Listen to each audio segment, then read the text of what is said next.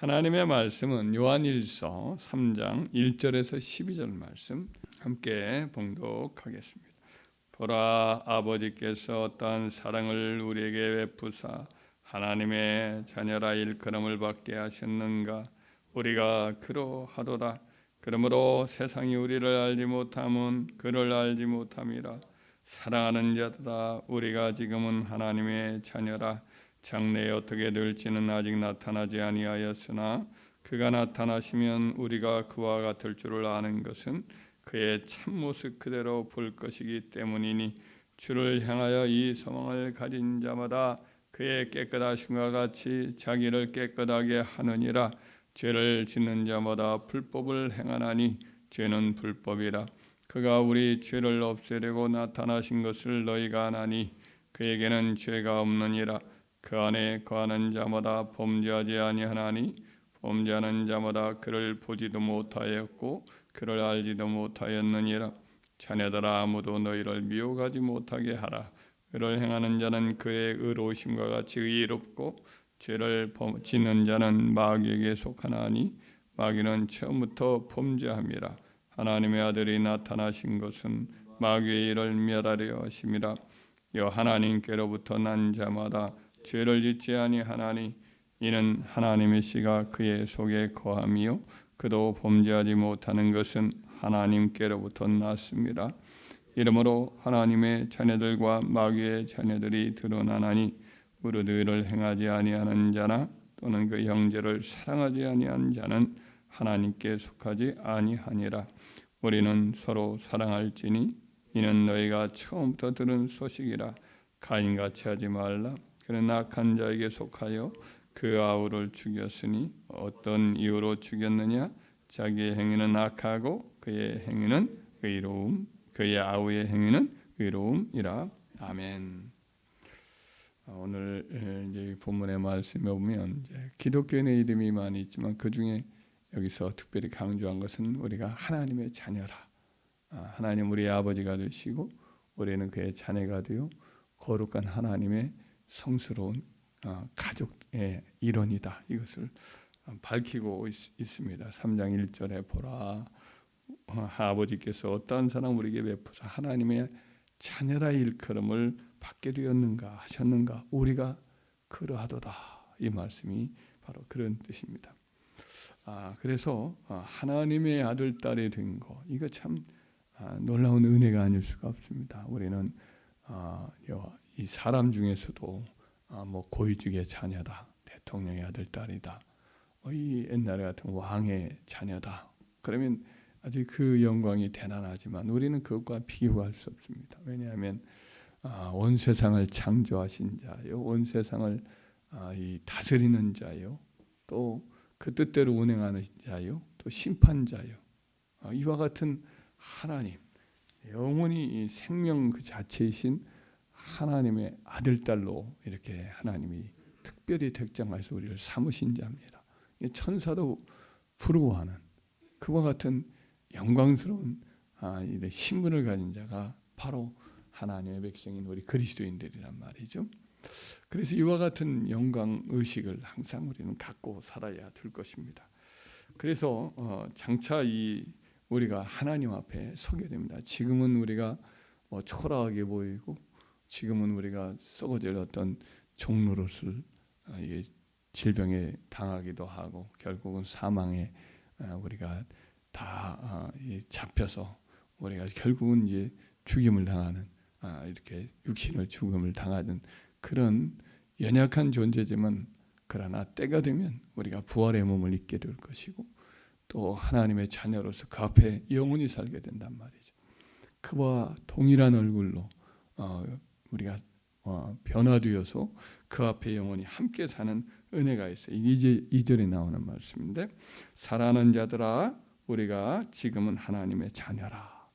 장래에 어떻게 될지는 아직 나타나지 아니었으나 그가 나타나시면 우리가 그와 같을 줄을 아는 것은 그의 참모습 그대로 볼 것이기 때문이라. 이렇게 말씀합니다. 그러니까 지금은 우리가 참 연약하고 보잘것없고 그렇지만은 장차 우리가 주님이 나타나시게 되면은 그와 똑같은 영광스러운 그런 몸으로 변화가 되어서 그 앞에 영원히 살게 되는 거죠. 그를 영원히 뵙고 또 그 앞에서 영광 가운데 우리가 천사들의 수종을 받으면서 이제 하나님의 아들이기도 하고 또 여호와의 아내라는 호칭도 구약에 있을 만큼 우리가 이제 영원히 그와 더불어서 이제 함께 살게 되기 때문에 우리는 참으로 이 소망이 커요. 지금 우리가 거울을 보는 것처럼 희미하게 하나님을 봅니다. 우리가 성경에 기록된 것을 통해서 우리 주님을 우리가 그 성품을 알고 또 그분을 이제 그리워하고 믿고 살지만은 그때가 되면 얼굴과 얼굴을 마주보게 될 것입니다. 그래서 직접 얼굴을 마주보고 그래서 똑같은 얼굴, 똑같은 영광스러운 빛을 우리가 바라면서 그분과 함께 살게 될 것입니다. 그렇기 때문에 이런 소망을 우리는 항상 갖고 살아야 되겠고 그런 소망을 가진 자의 삶은 또 달라야겠지요. 이 세상이 전부인 것처럼 살아가는 세상 사람들과는 죽음의 끝이라고 보거나 또 헛된 여러 가지 내세관을 가진 사람들하고는 전혀 다른 그런 삶을 살아야 할 것이지요. 그러면 이 소망을 가진, 이 확신을 가진 사람은 어떤 열매를 맺을까요? 크게는 두 가지입니다. 하나는 거룩한 삶을 사는 거죠. 하나님 아버지가 거룩하듯이 우리도 거룩한 삶을 사는 거죠. 그분이 죄가 전혀 없으신 그런 의로우신 분이었기 때문에 우리도 죄와 상관없는 그와 같은 삶을 살아야 하는 것이죠. 3절 한번 읽어볼까요? 주를 향하여 이 소망을 가진 자마다 그의 깨끗하심과 같이 자기를 깨끗하게 하느니라. 우리 주님이 죄가 전혀 없으신 분이시죠. 우리와 똑같은 육체를 갖고 우리의 형제로서 이렇게 사셨지만은 그러나 우리 주님은 죄를 전혀 짓지 아니하신 분이시죠. 그분은 죄를 인지하셨지만 한 번도 죄를 실체적으로 범한 적이 한 번도 없으신 분이시죠. 그분이 이렇게 십자가에 못 박혀 죽으신 것, 그것도 역시 이 땅에 나타난 것과 그렇게 죽으시고 부활하신 것도 그 결국은 우리의 죄를 없이 하려고 우리의 죄를 처리하고 죄의 권세를 꺾어버리기 위해서 이 땅에 나타나신 거지요. 8절에 보면은 우리 같이 한번 읽어볼까요? 죄를 짓는 자는 마귀에게 속하나니 마귀는 처음부터 범죄함이라 하나님의 아들이 나타나신 것은 마귀의 일을 멸하려 하심이라. 마귀는 이 땅에서 우리 죄를 범하게 만들고 아담과 하와 이래로 그래서 결국은 죄 아래 종이 되어 살게 하다가 결국 지옥에 가게 만드는 것이 마귀의 일인데 우리 예수님이 오신 것은 그 마귀의 일을 이제 끊어내려고 하는 거죠. 그 일을 깨뜨려 버려서 우리로 마귀의 종노릇에서 벗어나고 지옥 종노릇에서 벗어나서 이제 하나님의 형상을 따라 의와 거룩함과 진실함으로 살아가는 그런 삶을 살게 하려고 이 땅에 오신 것이죠. 그래서 우리는 죄를 범하지 않는 거지요. 물론 여기서 우리가 말하는 바가 죄를 범하지 않는다. 6절에도 나오고 반복해서 오늘 계속 말하죠. 6절에도 한번 읽어볼까요? 그 안에 거하는 자마다 범죄하지 아니하나니. 범죄하지 않는다. 우리가 예수 믿고 나서도 역시 또 넘어지고 쓰러지긴 하는데 이게 무슨 말이냐? 똑같은 말이 또 있어요. 9절도 읽어봐요. 하나님께로부터 난 자마다 죄를 짓지 아니하나니. 죄를 짓지 않는다. 우리가 죄를 범하는데 그러면 우리는 이 하나님의 자녀가 아니라 마귀의 자녀인가?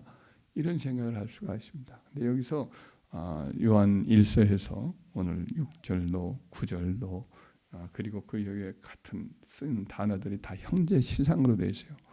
예, 헬라어에는 현재 시상이라는 이제 그 형태가 어떤 거냐면 계속적이고 반복적인 습관을 가리키는 거죠.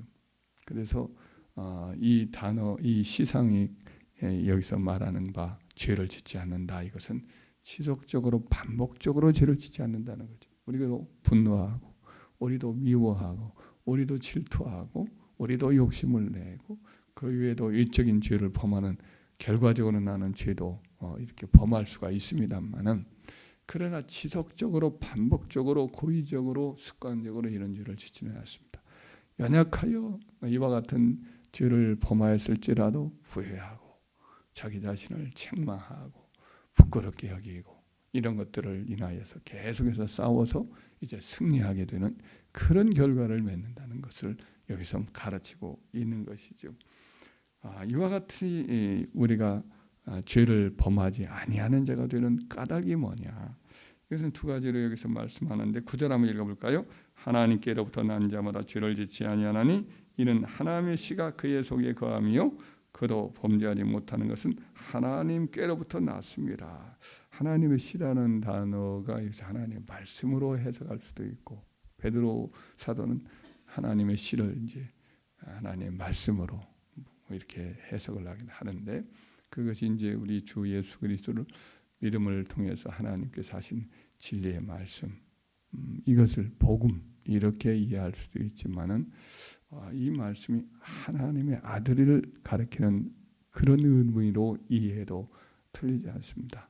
구약에 보면 하나님이 이제 약속의 씨로 아브라함에게 내 씨가 만민의 복이 될 것이다. 씨라는 단어를 이제 하나님의 약속의 아들 곧 그리스도를 가리키는 그런 의도로 사용도 하거든요. 그래서 여기서는 예수 그리스도 하나님이 약속하신 그리스도 이분을 가리키는 것으로 이해해도 틀리지 않습니다. 그래서 이는 하나님의 씨가 그의 속에 거함이요 우리 하나님의 씨로 이 땅에 오신 우리 예수님이 믿는 자 안에 계신 거죠. 성령으로 함께 하시는 거죠. 또 하나는 그도 범죄하지 못하는 것은 하나님께로부터 났습니다. 하나님으로부터 태어났다는 뜻입니다. 하나님 우리를 낳으셨어요. 그분이 아버지가 되셔서 성령으로 우리를 이렇게 복음으로써 우리를 자기의 자녀로 낳으신 거죠. 그러니까 우리가 주 예수를 믿을 때에 성령이 우리 안에 오셔서 우리를 거듭나게 하셨다. 이렇게 표현을 하지요. 그리고 우리 하나님이 낳았기 때문에 우리는 하나님의 자녀인 거예요. 마귀는 마귀의 자녀인 불신앙자들은 마귀가 그를 낳았어요. 마귀가 그의 아비예요. 너희는 너희 아비로부터 났으므로 너희가 너희 아비의 행위를 한다 하면서 우리 예수님이 하신 말씀과 같이 마귀에 속한 자들은 마귀의 일을 하는 거죠. 미워하고 질투하고 시기하고 또 하나님의 백성을 보면 아주 막 미워하고 핍박하고 예수님을 대적하고 이것이 이제 그들이 마귀에게서 났기 때문에 그렇게 하는 거거든요. 근데 우리는 하나님의 자녀입니다. 그렇기 때문에 우리 예수님이 계시고 하나님이 우리를 낳았기 때문에 우리를 하나님을 아버지라 부르게 되고 하나님을 사랑하게 되는 거죠. 그래서 이런 사람은 죄를 범하지 않게 되는 거죠. 죄를 계속 지을 수가 없는 거예요. 죄에 대해서 싫어하게 되고 본능적으로 이걸 거부하게 되고 그래서 결국 죄의 세력을 현실적으로도 다 꺾어버리고 이기게 하고 죄를 물리치는 그런 거룩하고 의로운 삶을 살게 되는 거죠. 이것이 하나님의 자녀의 열매이고 증거이고 또 이것이 또 거룩한 하나님의 자녀의 의무인 것이죠. 또 하나의 중요한 하나님의 백성의 열매이자 그 증거가 뭐냐면 형제 사랑이에요. 있는 이들을 서로 사랑하는 거예요. 11절 우리 함께 읽어봐요. 우리는 서로 사랑할지니 이는 너희가 처음부터 들은 소식이라. 우리가 처음부터 들은 소식이란 말은 우리 예수님이 오셔서 주신 계명의 말씀 이걸 여기서 특별히 언급을 하는 것으로 여겨집니다. 우리 예수님께서 성도들에게 그의 제자들에게 서로 사랑하라 이렇게 가르칩니다. 요한복음 13장 34절 35절에 보면 새 계명을 너희에게 주노니 서로 사랑하라. 내가 너희를 사랑한 것 같이 너희도 서로 사랑하라. 너희가 서로 사랑하면 이로써 모든 사람이 너희가 내 제자인 줄 알리라. 하나님의 백성 주 예수 그리스도를 믿는 하나님의 자녀들이 서로 사랑하면 형제가 형제를 사랑하면 이로써 세상 사람들도 저 사람들 예수 믿는 사람이다 인정을 하게 될 것이라는 것이죠. 이 말씀을 하시는 그 당시에 예수님의 제자들의 모습은 그러지 않았습니다. 예수님이 잡히시는 날 그날 밤에 서로 계속 싸워요. 그 전에도 계속 싸워왔는데 서로도 다투어요. 누가 크냐, 누가 잘났냐, 누가 높은 자리 차지하냐. 그날 밤에도 예수님이 십자가에 못 박혀 돌아가시는 그 말씀을 하는 그날 밤에도 그냥 밥상머리에서 서로 티격태격을 하는 겁니다. 우리 어렸을 때 형제간들이 티격태격 하잖아요. 나이가 비슷하면도 그런 경우가 있는데 이와 같은 모습들을 제자들이 서로 하는 거예요. 연배 차이도 있고 그렇지만 성격이 다 한 가닥씩 하는 사람들이어서 예수님 따라다니면서도 그렇게 서로 싸우곤 했던 거죠. 그래서 예수님이 여기서 이 말씀을 하신 거예요. 내가 너에게 새 계명을 주노니 서로 사랑하라. 이 말씀을 하셨던 것이 아마 분명합니다. 그래서 이 열매를 맺지 아니하는 이 사랑의 열매를, 형제 사랑의 열매를 맺지 아니하는 것은 그 사람이 마귀의 영향력 아래 있다는 증거죠. 그래서 이제 12절이죠. 12절에 보면 반면교사로 그와 같이 한 가지 예를 드는데, 이제 아담의 아들 가인, 이제 둘째 아들 이제 아우였던 아벨을 이제 질투해서 죽이는 이런 일이 일어납니다. 12절 한번 읽어볼까요? 가인같이 하지 말라. 그는 악한 자에게 속하여 그 아우를 죽였으니 어떤 이유로 죽였느냐? 자기의 행위는 악하고 그의 아우의 행위는 의로움이라. 가인이 자기 동생 아벨이 하나님께 제사를 드리는데 하나님이 그의 제사를 연락을 하니까 자기 것은 하나님 받지 않으시니까 질투가 나가지고 들판으로 그를 불러내어서 쳐 죽이죠. 가인이 분노감, 살인 충동에 사로잡혀서 이와 같이 동생을 죽이고 또 파묻고 아무 일 없는 채, 못 본 채, 자기와는 상관없는 채 이렇게 하는 모습을 여기서 이제 상기를 시켜주는 것이에요. 가인이 마귀에게 영향력에 사로잡혀서 결국 이런 일을 한 거죠. 진실한 하나님의 자녀가라고 한다면 하나님께로서 나온 바 그 다른 형제들을 동일하게 하나님의 아들의 거룩한 피로 값주고 샀기 때문에 미워할 수가 없는 거고 해를 끼칠 수가 없는 거고 형제를 사랑하고 돕고 늘 이렇게 북돋아주고 어려울 때 돕고 지켜주고 이런 일들을 할 수밖에 없는 것이고 뜨겁게 서로 사랑할 수밖에 없는 것이지요. 그래서 어떻게 그 사람을 알 수가 있느냐? 요한 1서에서는 반복적으로 한 말이 형제를 사랑하는 자는 하나님께로 났다.